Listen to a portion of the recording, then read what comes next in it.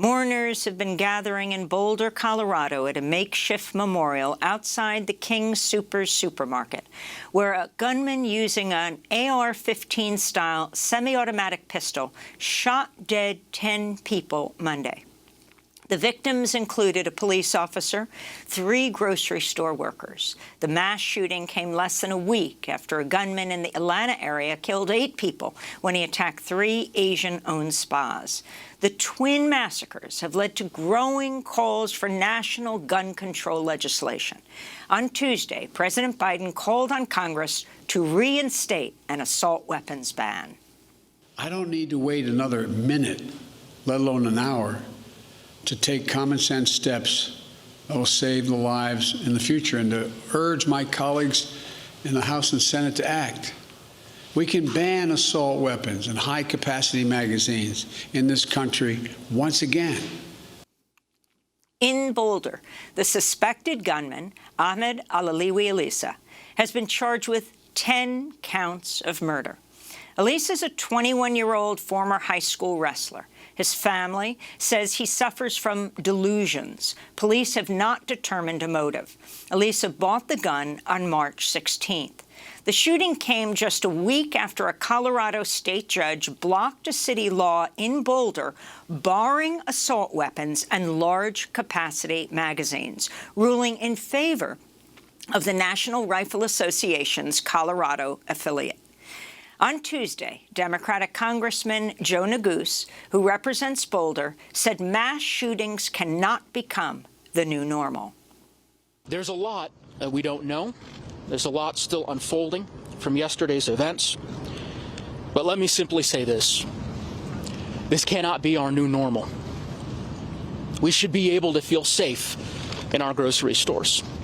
We should be able to feel safe in our schools, in our movie theaters, and in our communities. We need to see a change because we have lost far too many lives. Hours after the shooting in Boulder, Republican Congresswoman Lauren Boebert of Colorado sent out a fundraising email to supporters urging them to say hell no to gun control. Prior to her recent election, Boebert was known for owning a restaurant in Rifle, Colorado called Shooter's Grill, where she encouraged her staff to openly carry their guns while working. For many residents of Colorado, the massacre in Boulder brought back painful memories. In 1999, 2 high school students shot dead 12 students and a teacher at Columbine High School. In 2012, a gunman shot dead 12 people and injured 70 others when he opened fire at a movie theater in Aurora, Colorado. In 2015, a gunman attacked a Planned Parenthood clinic in Colorado Springs, killing 3 people. We go to Colorado, where we're joined by State Representative Tom Sullivan. He entered politics after his son Alex was killed in the Aurora movie theater shooting on July 20th, 2012. Alex had gone to the movies to celebrate his 27th birthday. Tom Sullivan joins us from his home in Centennial, Colorado. Representative Sullivan, welcome to Democracy Now! Condolences on what happened on Monday and on the loss of your son. Thank you. Thank you so much. Well, we so appreciate you taking this time. Can you talk about where you were about 2:30 on Monday when you got the news about what was unfolding and your reaction? Well, I was with a friend of mine. We were smoking cigars, watching NCAA basketball, watching the Pac-12 win again. And that's what the TVs were on, and wasn't really watching my phone or anything. It wasn't until the game was over, we got in the car, and all of a sudden, you know, I started seeing stuff. And then by the time I got home, you know, it was, okay, they're having a press conference, get ready. And then it was, okay, you know, here we go again. And it took me back to, you know, the day that it all happened to us. And so I get kind of frozen to the point to watch all of that, because I know that a lot of those people who have been impacted today were watching everything that was happening, you know, to my family and Alex's friends and all of that. And so that's what I was doing. I was watching and seeing how things progressed. And then, knowing the timeline of what's ahead for everybody. Well, actually, let's go back in time. Let's go back to your son's 27th birthday, when he went into that late-night showing movie at the Aurora Theater. And you were not a politician then. If you can talk about what unfolded afterwards, your calls for gun control and what brought you into state politics. You ran, lost, ran, but ultimately you won against a very strong gun advocate. That's right. Yeah. Right afterwards, after the Aurora Theater massacre, then, less than 6 months later, we had the Sandy Hook massacre. And then that's when that was the last time they had a big vote on trying to get background checks. So we were watching that unfold on TV. I was watching those parents and seeing what they were doing, going to Congress, handing out pictures of their children, talking about their children's lives, the brothers and sisters of the teachers who were murdered that day as well, passing out, pictures and stuff. And then here in Colorado in 2013, we actually passed 5 common sense gun violence prevention bills. We passed the background check bill. We passed limiting high capacity magazines. We passed making people pay for their background checks, doing things about domestic violence, doing things about making people actually show up in front of somebody to get a concealed carry permit.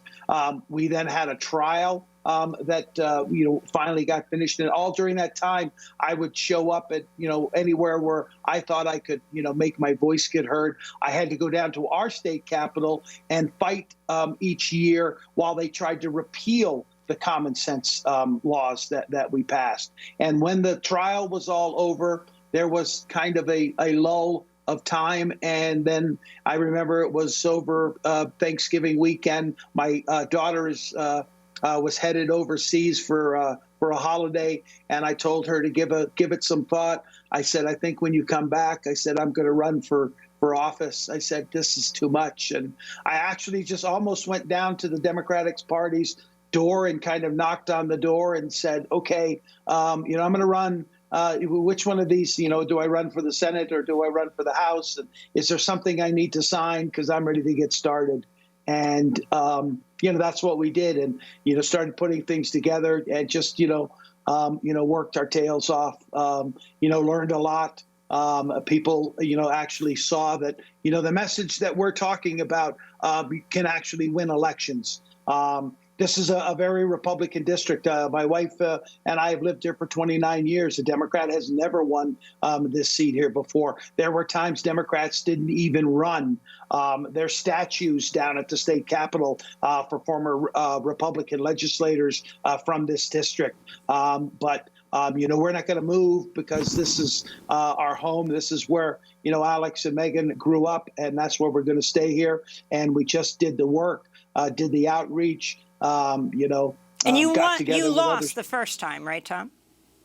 Yes. We ran for the Senate, which is twice as big as our House districts. We have 35 senators. We have 65 state representatives. But we got our name out there. We were able to raise money. We got more votes than a Democrat has ever gotten for the seat before. And this is a district that likes to vote. So these people are engaged in the process. And I mean, the Republicans had to spend over $1 million against me just to get me to just to make sure that their person won.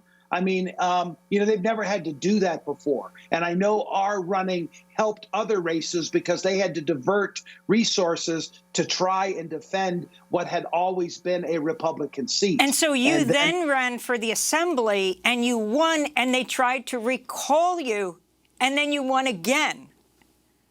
Exactly. I mean, because, we knocked in the 2018 race collectively, my team, we knocked over 65,000 door. I was the second best door knocker in the country of anybody running for state representative. I lost 25 pounds walking up and down these streets, knocking, talking to people. And what I would tell them is introduce myself, tell them, who I was and who my son was when they would ask. I mean, because there would be the point. These people had been waited 5, 6, now up to 8 years to offer their condolences because they are in the community. They know what happened, to my son, Alex. I don't know that a lot of other politicians get people crying at the doorstep, or who then come after them down the street when they realize who that was that they just talked to. And, they want to get, this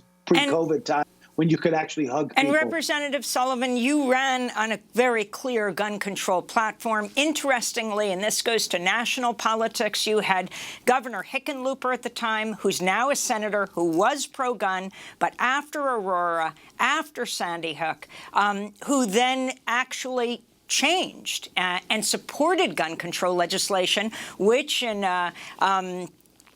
very red, ultimately, although he is a Democrat, very conservative state, ultimately won and shows across the country what is so shocking is that something like 90% of people support gun control. Something like 70% of NRA members support gun control. So it's an overwhelmingly both Republican and Democratic position at the grassroots level. And now, of course, Hickenlooper is in the Senate. But I want to go to what happened in Boulder. You have this 21-year-old young man, just like the one in Georgia, who is also 21 years old, who buys this weapon 6 days before he goes out and murders 10 people. But in the Friday before, just last Friday, the Boulder City Council, which had passed an automatic weapons ban, that ban was overturned by a judge.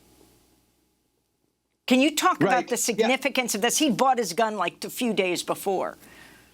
Right. Well, but then again, I mean, he could have gone, he lived in Arvada, which isn't Boulder County. He could have bought it. I mean, I don't know where he bought it, but if he bought it in a gun store down the street from his house in Arvada, that was fine. And then he can transport it into Boulder. All that was doing was making sure that you couldn't do it within, the county or the city limits, of Boulder. That's the problem. That's the problem that we're having. We have background checks. We have high capacity magazine limits here in the state of Colorado. But if you want to drive 20 minutes and go into Wyoming, you can buy whatever it is you want and come back down. That's why it is imperative that we get the federal government to partner with us on these types of things. Like you said, 90% of Americans are in favor of background checks. Yet the last time we had a vote on it, we could only get 56% of the sitting senators to vote on it. So, I mean, just like I did, if you don't like the people who are you got elected, then run against them. Get them out of there. I used to go and talk to Mike Kaufman every year when we went to Washington, D.C., and he wouldn't get on board. And I told him, I said, I am going to do everything I can to see that you don't have this seat anymore. I will work for people to make sure that you lose this seat. And sure enough, we worked and we got Jason Crow in there, and Mike Kaufman is gone. So let me ask you, Colorado has a high number of people who are survivors of gun violence, like yourself. I want to read to you from the Denver Post. A 2019 analysis by the Denver Post found Colorado had more mass shootings per capita than all but 4 states. The census-designated Denver Metropolitan Statistical Area had more school shootings per capita since 1999 than any of the country's 24 other largest metro areas. Why do you think this is the case? But of course, ultimately, Colorado is not alone, as we just read, from one mass shooting to another all over the country that has gone on for years. The United States is actually alone, exceptional in the world for this level of mass shootings.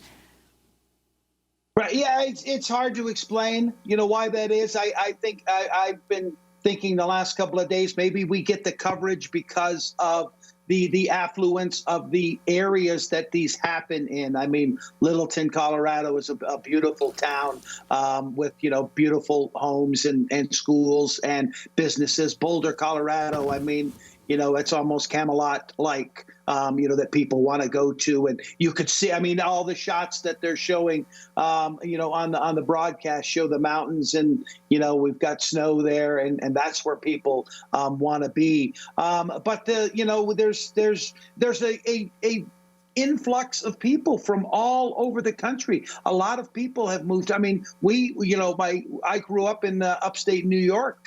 My wife is from Rochester, New York. But this was the place to be. This was, where there was opportunities. This is where there was nice weather. This is where, we wanted. I mean, we came here, as young kids, and this is where we wanted to grow up, and this is where we wanted to raise a family.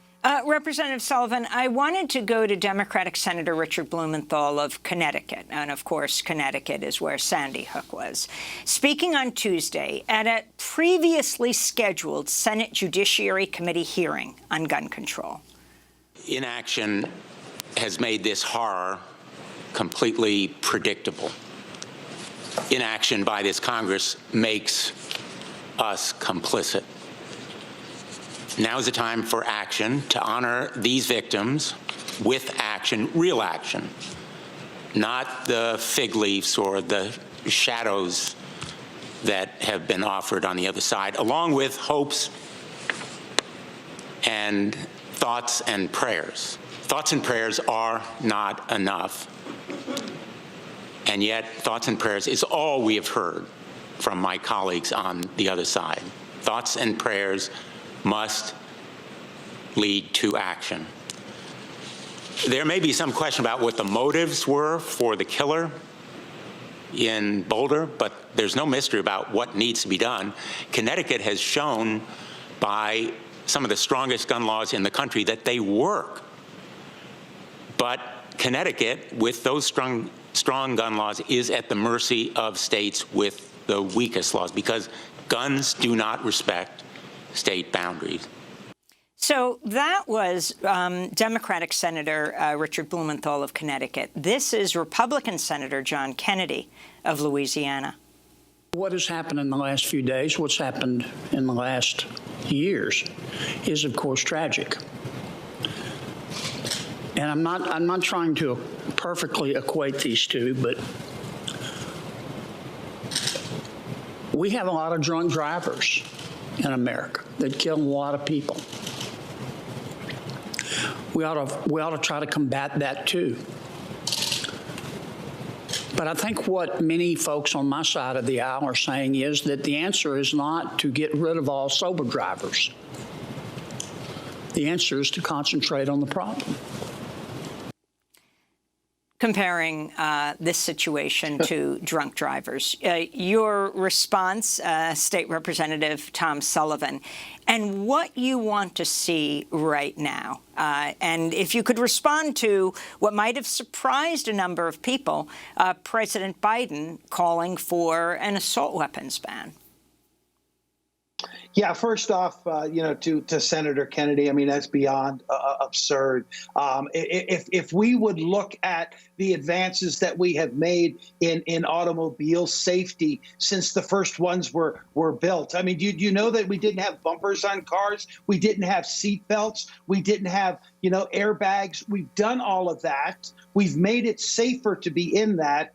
And the car industry is doing just fine. That's the same types of things we've asked from the gun industry to do. Make it safer to do type things. They'll still be profitable, and we can save lives. I mean, there was a big push against drunk driving. Now, your bartender can't give you a beer if he thinks that you're intoxicated. But boy, if you look erratic and you look like you aren't thinking straight, and you go into a gun shop, as long as that credit card works, they're going to hand across the counter to you whatever it is you want. Okay, so there's no comparison between the two of those. As far as what President Biden said, yeah, we need help on the national level.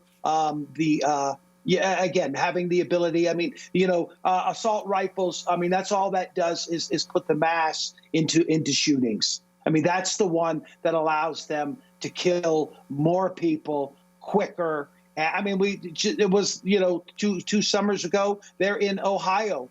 I mean, the guy had a 100-round drum hooked up to his firearm, and in 32 seconds, he killed, 35 people. And the police were right there. I mean, they were there within, in 40 seconds, and it wasn't time enough to be able to stop something like that. And what are you calling for in the Colorado legislature where you're a state representative? We just, yesterday afternoon, we passed out of a committee in the House a lost and stolen, to make sure that people who have their firearms lost or stolen report them, so that law enforcement knows the areas that these are happening at. They can, when they recover them later on, they can, get them back to the people, that kind of stuff. 60% of people already do it. But the opponents who were there talking about it, they right away started with the fear-mongering that they're notorious for, and were comparing us to Nazis, saying that this is the beginning of a gun registration. Well, 60% of them are already doing it of their own volition, and none of their firearms are getting confiscated. None of them are getting registered. Why all of a sudden, when we ask that people start to do it, because 60 is not enough? We need 70. We need 80% of the people to notify law enforcement when they have their firearms lost or stolen, or maybe better yet, they need to be more responsible with their firearms. We're also are working on a safe storage, making sure that, you lock up your firearms when they're in the presence of kids, when there's kids in the house, because we just have those accidents happening way too often. The statistics: 100 people die every day from gun violence. 22 of those are veterans who are dying by suicide. But also over 200 people are injured by accidental shootings. A lot of those are children. I want to thank you so much for joining us, Democratic Colorado State Representative Tom Sullivan. He began running for office after his son Alex was killed in the Aurora movie theater mass shooting. It was his 27th birthday. And before we move into our next segment on the history of the NRA, the Democracy Now! Family would like to send our condolences to the family of Kevin Mahoney, who died in the Boulder shooting. Kevin's daughter, Erica, interned at Democracy Now! In 2010. She's now the news director at KZU Public Radio in California. On Tuesday, she posted a message on Twitter that went viral. It read, "I am heartbroken to announce that my dad, my hero, Kevin Mahoney, was killed in the King Soopers shooting in my hometown of Boulder, Colorado. My dad represents all things love. I'm so thankful he could walk me down the aisle last summer." Erica went on to write, quote, "I am now pregnant.